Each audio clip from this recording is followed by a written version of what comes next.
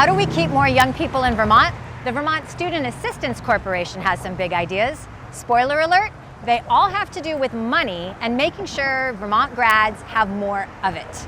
Want to know more? I do too. So let's go talk to my expert guest. Hello, Vermont. I'm Amy Finley. It feels like the school year just started, but many seniors are already starting to think and worry about graduation. The big question, what comes next? My son graduates from UVM in May, so this is a hot topic in my household.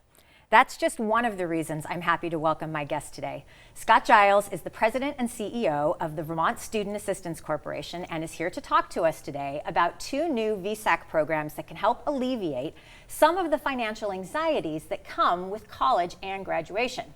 Scott Giles, welcome. Thank you very much for having me, Amy. Thank you. And you know, because we've been chatting a little bit before the show started, I know this isn't just about seniors and this isn't just about graduation, but it is really about college financing and all of the anxieties and woes that, not woes, but the anxieties that come along with the expenses of college. So to get us started, actually, will you just tell us a little bit about the Vermont Student Assistance Corporation? Sure, and before I start, congratulations, you're about to have a son who's going to graduate from college. This is a very big deal. That's a substantial milestone for all of us as parents.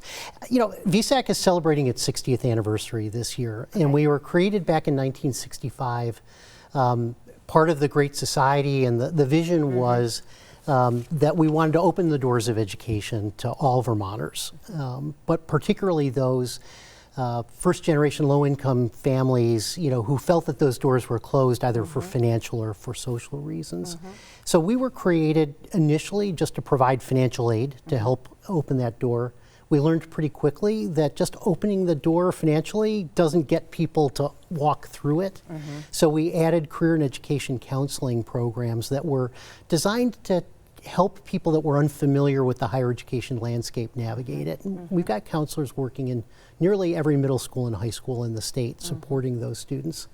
So we're the financial aid organization, we're a counseling organization. We also provide student loans in addition to the grants that we provide. We have the college savings plan. And really importantly, going into the pandemic, and something that I think will be relevant to our conversation today, our mission is to serve all Vermonters, but not every Vermonter is interested in going on to traditional education in one way or another. And so we made a concerted effort starting about 5 years ago to increase the resources that we made available to help students that knew they needed education or training after high school but didn't want to pursue a traditional degree. So we've got money that allows you to get non-degree certificates, maybe in healthcare, computer security, go to a boot camp to learn how to do coding.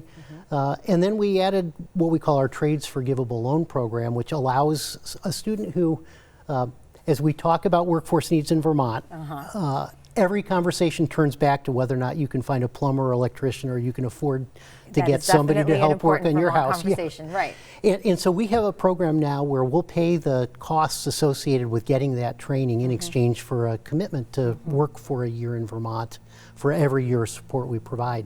So we're excited to be able to say that where we started as a college access organization, huge part of who we are, we are much more than that. And we are here to support Vermonters, help them pursue their career and education goals regardless of what path they're interested in pursuing. Absolutely, lovely. Well, both of the programs that we're going to talk today about do have to do with college expenses. So why is this an important issue for Vermont? Well, I mean, it's an important issue for all of us. But yes, I mean, it's like in Vermont, this went through the legislature, the creation of these programs. What was the impetus behind it? I think there were two things. One, we all know that communities are more vibrant when we have young people and young families. Vermont, and Vermont is not unique in this regard, is by all accounts one of the oldest kind of states in the nation, and that has implications in many different quarters, not just for community health, but it has pretty profound workforce implications, particularly as a generation of baby boomers are getting ready to retire.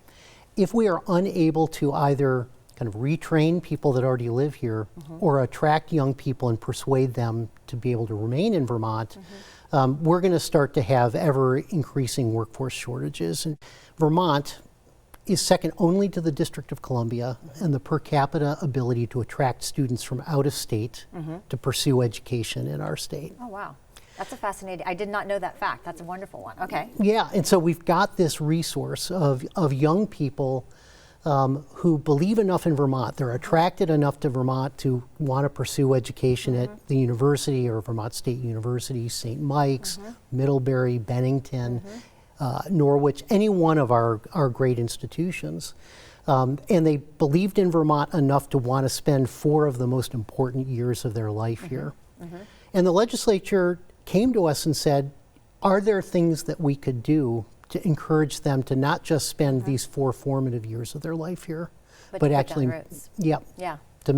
to live here, set up their families, and become permanent parts of our community. Okay, so one of the programs is the Green Mountain Jobs Retention Program. Tell us a little bit about that one. What's it for? We know that student debt is part of the equation for financing education for most students and most families.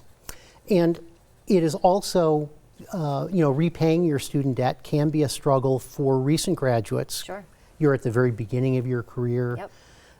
You're at the very beginning of your earnings period, your salary. There's a lot of expenses that come along with beginning to set up your new adult life after you've graduated, housing, cars, everything sort of hits you at once. Absolutely. And it's also another time of exploration where you are, most of us, I think, as you and I have talked, each one of us has probably had 7 or 8 different. Yeah, we've pursued different paths. You start off on one path sometimes, and then you're like, turns out I'm going to pivot. I need to do something different. Yes.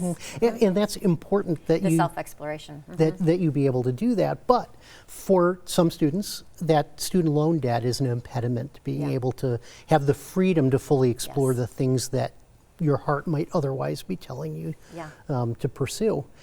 So the idea was this: could we offer up to $5,000 worth of loan forgiveness for that student who has graduated from one of our fine Vermont institutions as a 4-year undergraduate degree or even a master's degree. We expanded it. We have a lot of entrepreneurs. I don't think Vermont really fully talks enough about how much entrepreneurial spirit there is. So this is also open to an individual who decides to open their own business. Okay. Why was the decision to extend not just to undergraduates but also to some of those graduate students? Same considerations? I will give a lot of credit to Vermont Law School. Vermont Law is one of the kind of finest environmental law programs in the country.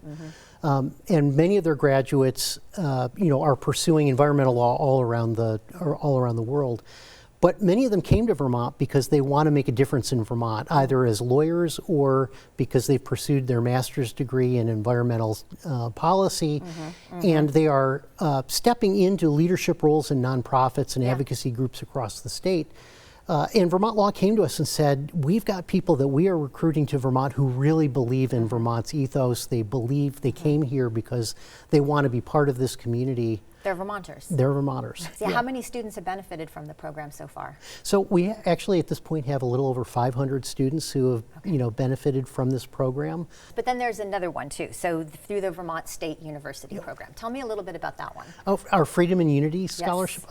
We are so excited about this. Yeah. So this is a program that we just launched this year in partnership with Vermont State University.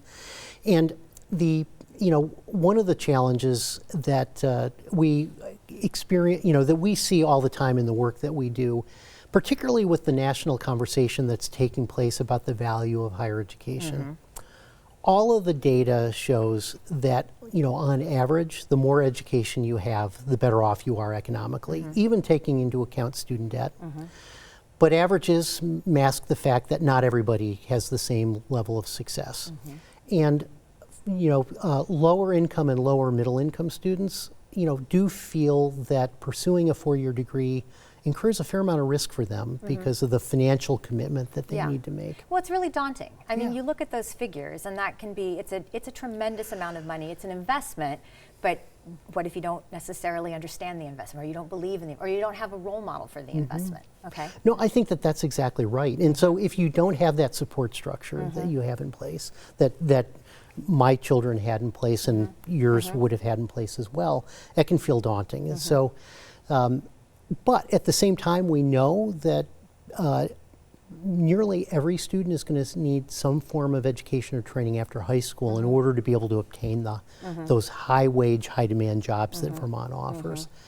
So Freedom and Unity was built off of a program that we had piloted with the Community College of Vermont before. Okay. What it's going to allow us to do is say, any student that is coming from a family earning $65,000 or less, Okay. and this is the first pilot that we're doing, that is pursuing what we call one of the regular tuition programs. So the liberal arts programs, the programs that are online, full or part-time, will be able to go to Vermont State University tuition free. That's fantastic. Which is, an amazing, thing from a policy perspective for us to have been able to accomplish. And I think from an equity perspective, for our community, this is another example of the legislature and the governor turning to Vermonters and saying, we believe in you, and we believe in you enough that we are going to make this investment so that you will have the tools that you need to be successful in the 21st century economy. And how do students apply for this project or for this program? So they would kind of reach out to, they would apply to Vermont State University, they would reach out to VSAC, you would apply for the financial aid that VSAC has to offer, fill out the federal application for federal student aid, and then the Vermont grant application, and then we take care of the rest. That's fantastic. Okay, well, two very valuable programs for Vermont college students. More money in your pocket means more opportunities and hopefully another reason to stay and add to the vibrancy of Vermont. The website is on the screen for more information. Applications for both the Green Mountain Jobs Retention Program and Freedom and Unity. You can get more information there. Scott Giles, thank you for joining me. As always, Vermont, thank you for learning and exploring with me today, and thanks to the team that makes Across the Fence possible. I'm Amy Finley. This is Across the Fence. Come back and let's learn and explore again tomorrow.